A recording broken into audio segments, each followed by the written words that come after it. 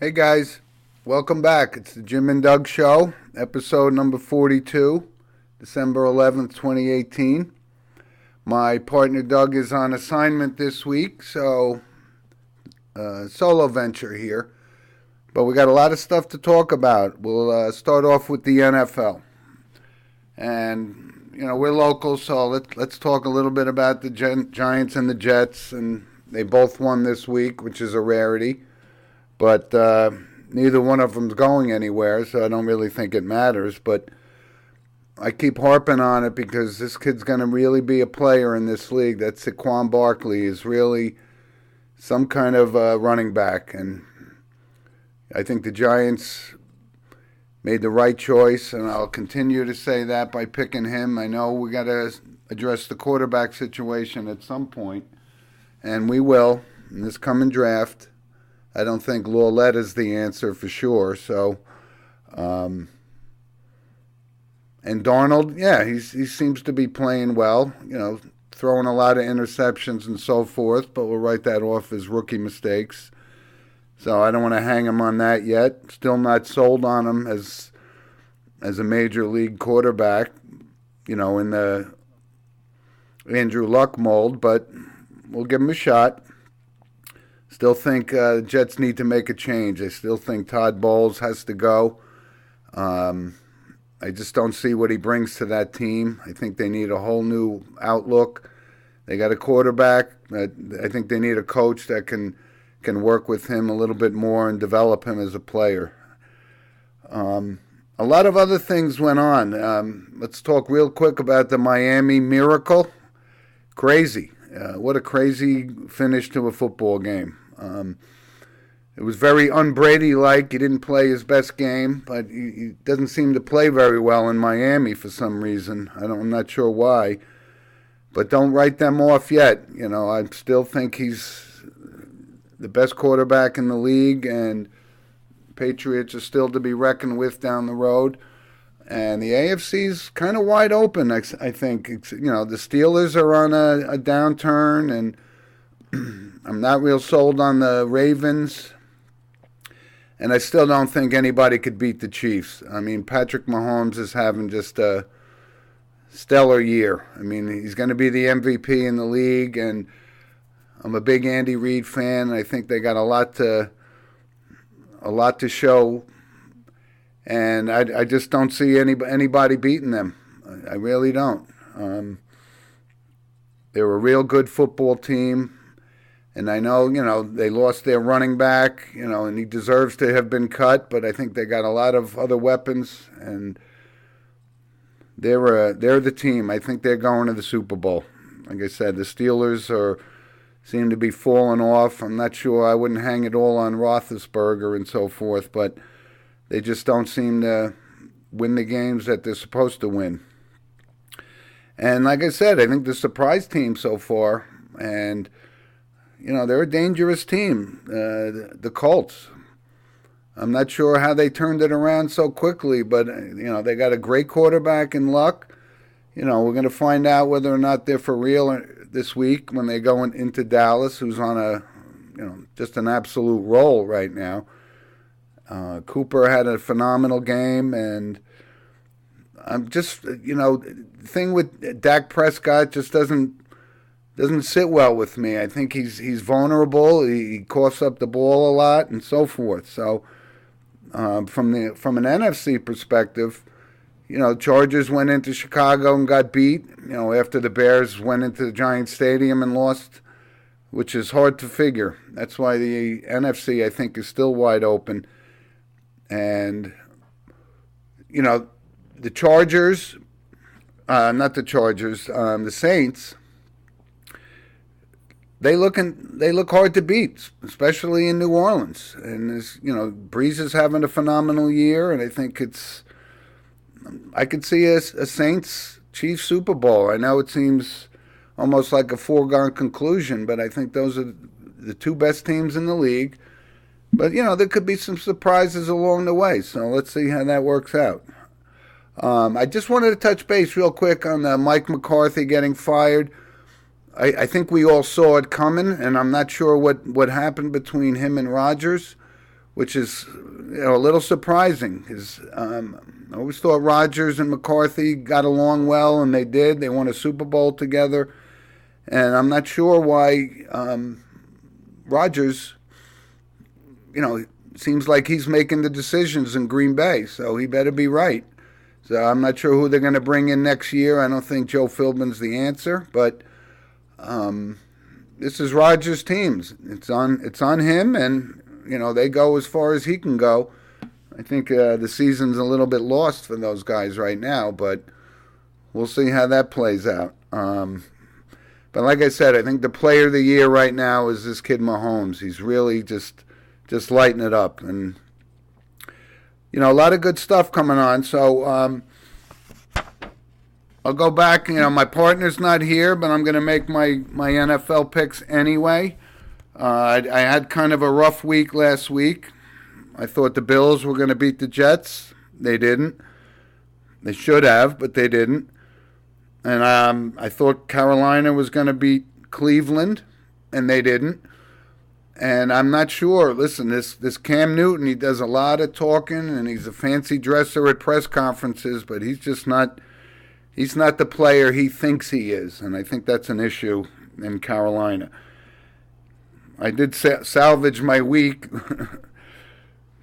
by taking Seattle over Minnesota on Monday Night Football, and I'm still a big fan of Russell Wilson's. I just don't think the Vikings are the team they looked like they were going to be. I still think Kirk Cousins is a good quarterback, but they don't have the tools, so I don't think they're going anywhere anyway. So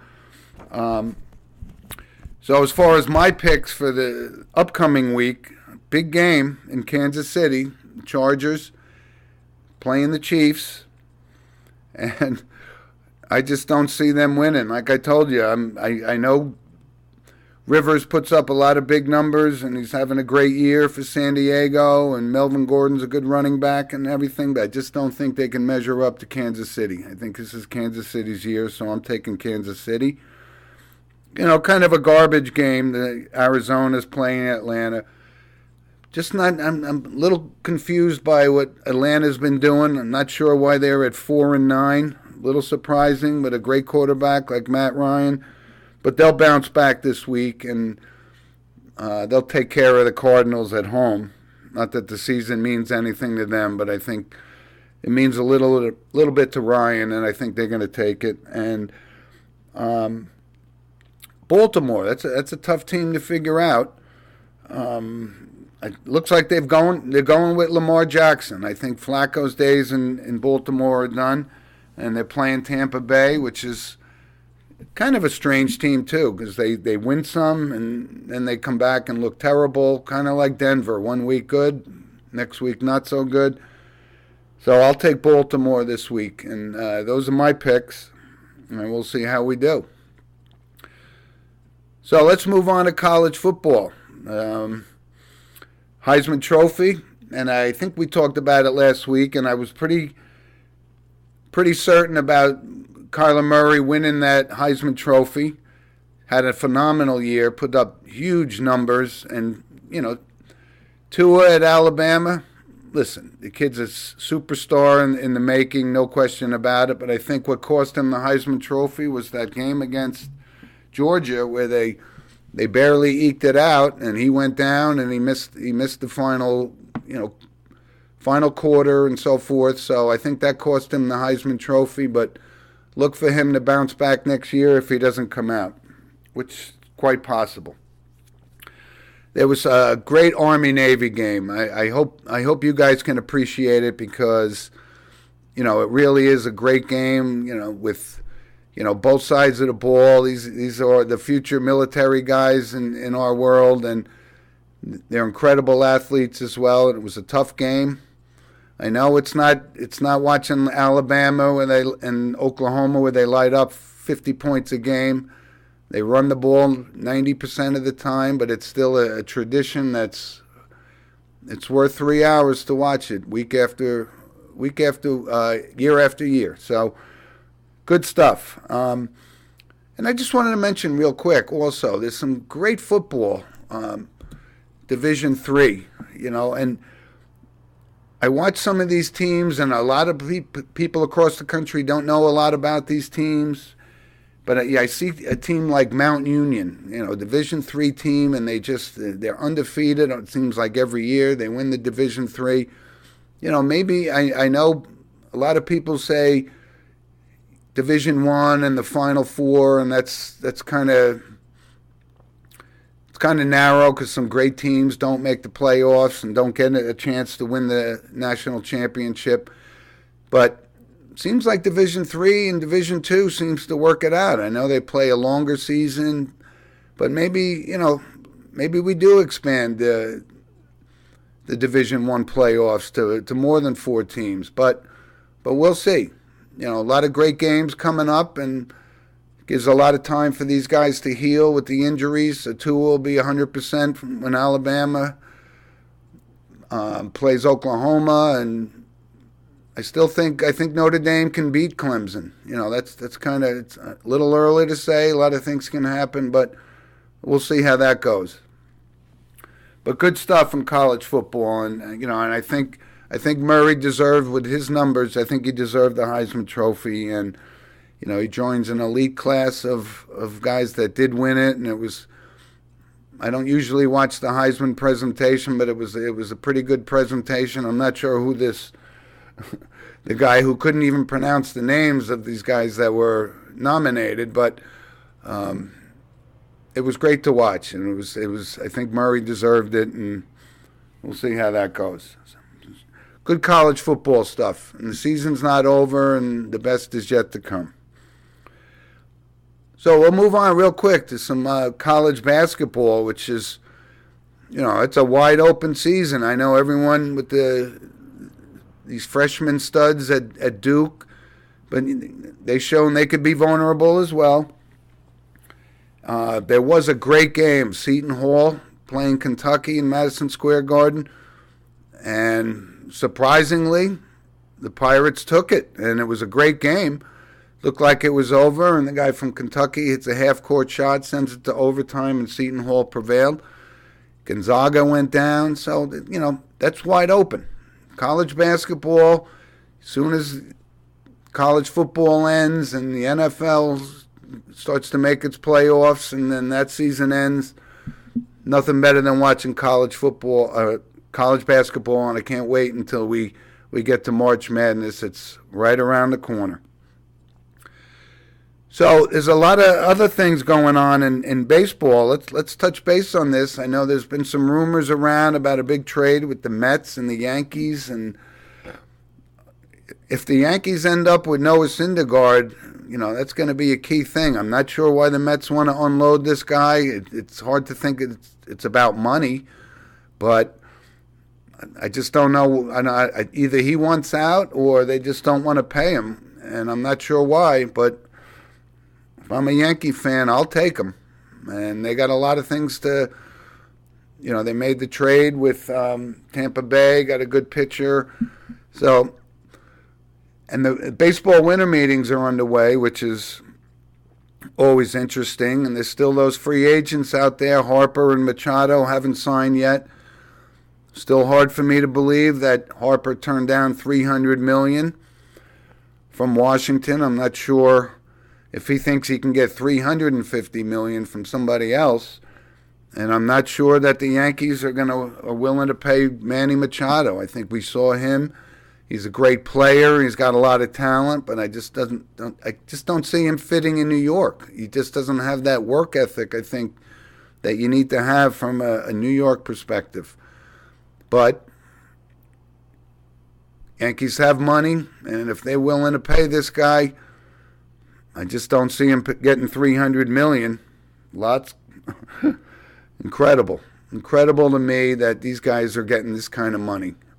When Rodriguez signed, it was like 15 years ago, and they gave him that $250 million. It was unthinkable.